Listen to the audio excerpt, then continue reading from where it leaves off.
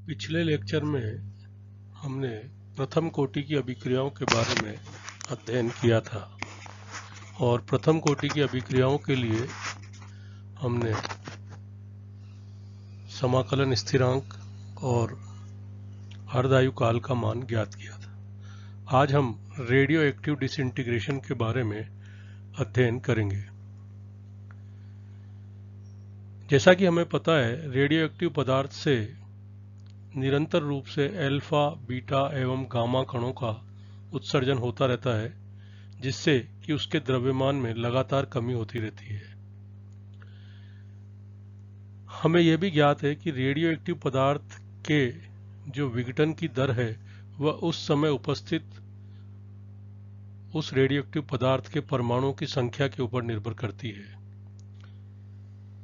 तथा radio active पदार्थ के क्षय की क्रिया वह प्रथम कोटि की जो काइनेटिक्स होती है उसको फॉलो करती है, अर्थात प्रथम कोटि की अभिक्रिया की बल गति की जैसी ही रेडियो एक्टिव विघटन की गति भी होती है। माना कि कोई रेडियो एक्टिव परमाणु A विघटन के पश्चात उत्पाद B में परिवर्तित हो जाता है। यदि प्रारंभ में A के N0 परमाणु उपस्थित हैं तथा किसी समय t पर उसके परमाणुओं की संख्या Nt रह जाती है, तो A के विघटन की दर वह होगी minus dNt/dt will be directly proportional to Nt या minus dNt/dt will be equal to lambda Nt। यहाँ पर लैम्डा क्या है? विघटन स्थिरांक है, जिसे हम क्षयांक भी कहते हैं, अर्थात डिके कांस्टेंट कहते हैं। इस समीकरण को हम निम्न प्रकार भी लिख सकते हैं कि minus dNt/Nt will be equal to lambda dt।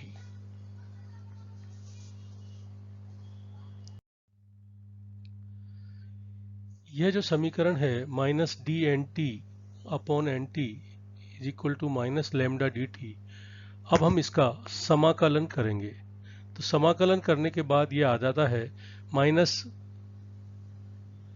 समाकलन करने के बाद ये हो जाता है ln nt is equal to minus lambda T plus C. यहाँ पर c क्या है? समाकलन स्थिरांक है।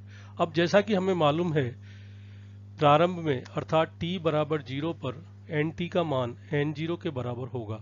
तो यह जो चीज है t बराबर 0 पर nt बराबर n0, यह उक्त समीकरण में रखेंगे तो हम समाकलन स्थिरांक c का मान निकालते हैं ln n0।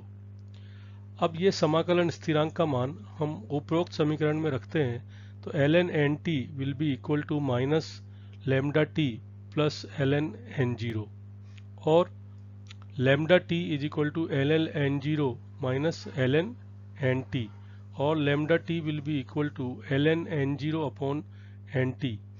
और जब हम नेचुरल लॉग को log एट द बेस 10 में बदलते हैं तो यह हो जाएगा lambda will be equal to 2.303/t log of n0/nt।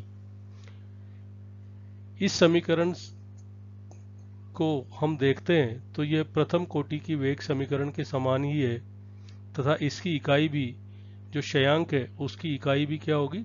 समय इनवर्स होगी, अर्थात रेडियो एक्टिव पदार्थ के जो विघटन वाली अभिक्रिया है वह प्रथम कोटि की अभिक्रिया है। अब हम बात करते हैं इसके अर्धायु काल की। किसी रेडियो एक्टिव पदार्थ का अर्धायु काल वह समय होता है जब कि प्रारंभ में उपस्थित पदार्थ की मात्रा का आधी मात्रा हमारे पास रह जाए, अर्थात t is equal to t half पर nt is equal to n0/2 हो जाएगा।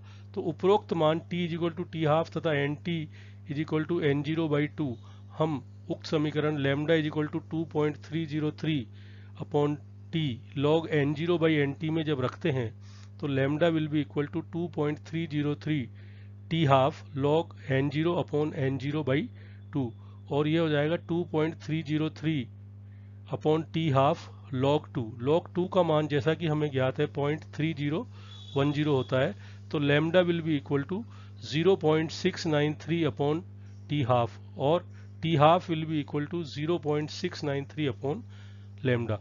अर्थात रेडियो एक्टिव पदार्थ भी कभी भी पूर्ण रूप से विघटित नहीं हो सकता।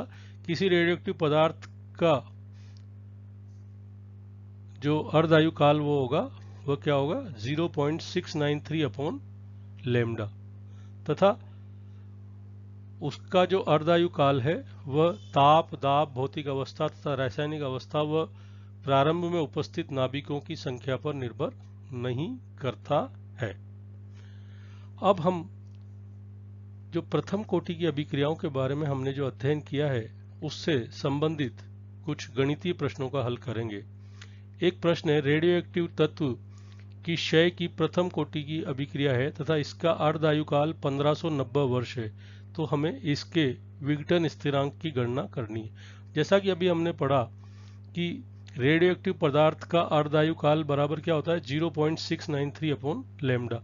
तो हम इस समीकरण में लैम्डा की गणना करने के लिए 0.693 अपॉन 1590 कर देंगे, और जो हल करने पर जो मान आएगा वह उसका क्षयांक कहलाएगा, और क्षयांक की इकाई क्या होगी, वर्ष इनवर्स। एक और सवाल हम हल करेंगे। एक प्रथम कोटि की अभिक्रिया 40% पूर्ण होने में 50 मिनट का समय लेती है, तो हमें ज्ञात करना है पहला तो वेग स्थिरांक, दूसरा यदि अभिक्रिया 80% पूर्ण होने में कितना समय लेगी। तो पहले हम क्या करेंगे, विघटन स्थिरांक यानी कि वेग नियतांक यानी कि k की गणना करेंगे। तो k के लिए सूत्र है 2.303 upon t log of a upon a minus x. अब वह कह रहा है कि अभिक्रिया 40% पूर्ण होने में 50 मिनट का समय लगता है, तो प्रारंभ में यदि उसकी कंसंट्रेशन हम 100 मान लें तो 40% पूर्ण होने पर अर्थात x बराबर 40 हो जाएगा, तो a माइनस एक्स बराबर क्या हो जाएगा, 60 हो जाएगा। तो उपरोक्त मान हम समीकरण में रखेंगे, तो k is equal to 2.303 upon t log of 100 upon 60।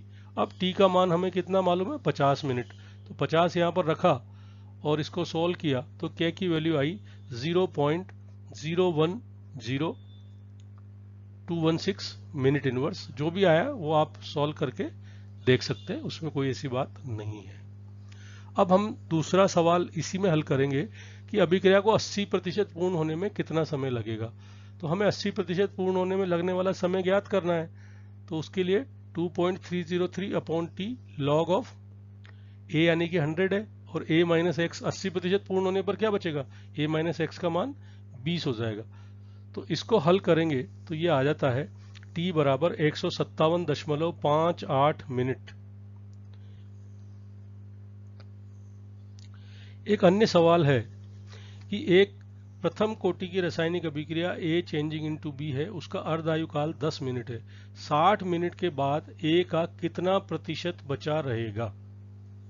तो हमें मालूम है कि t half is equal to 0.693 upon k है, तो टी हाफ उन्होंने 10 दे रखा है, तो k का मान हम निकाल लेंगे, ये क्षयांक हमने निकाला है। अब 60 मिनट के बाद की जो मात्रा निकालने के लिए उसको हम ये क्षयांक k is equal to 2.303 upon t log of a upon a minus x. अब वो कह रहा है 60 मिनट के बाद a का कितना प्रतिशत बचा रहेगा, तो हम a की जगह 100 लिख देंगे और x हमें ज्ञात करना है। तो इसको जब हल करते हैं तो ये आ जाता है 0.0693 will be equal to 2.303 upon 60 log of 100 upon 100 minus x. इसको सॉल्व किया तो ये आ गया 1.805।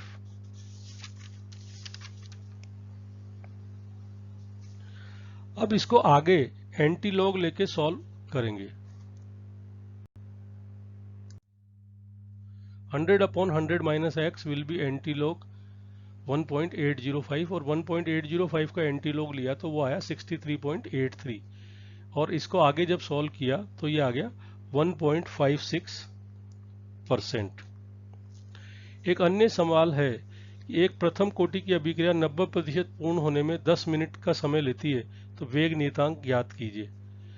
a बराबर 100 है, x बराबर 90 है, t बराबर 10 मिनट है, तो हमें वेग नियतांक ज्ञात करना है। k is equal to 2.303 upon 10 log of 100 upon 100 minus 10, तो log 10 की वैल्यू 1 होती है, तो ये हो गया 2.303 अपॉन 10 और is equal to 0.2303 minute inverse. एक अन्य सवाल है, एक प्रथम कोटि की अभिक्रिया 60 मिनट में 90% पूर्ण होती है, तो अर्धायु काल हमें ज्ञात करना है। a बराबर x 100 है और x बराबर जो है 90 है और t कितना है 60 है, तो k is equal to 2.303 upon 60 log of 100 upon 10, 100 upon 10 यानी कि log 10, log 10 की वैल्यू क्या होगी 1 होगी, तो ये हो गया 2.303 अपॉन 60। अब ये हमें मालूम है कि प्रथम कोटि की अभिक्रिया के लिए अर्धायु काल t half is equal to 0.693 upon k, तो इसको हम k का मान को यहाँ पर सब्स्टिट्यूट कर देंगे, तो 0.693 अपॉन k 2.303 और 60 ऊपर चला जाएगा और जब इसको सॉल्व करेंगे तो ये 18 मिनट आएगा।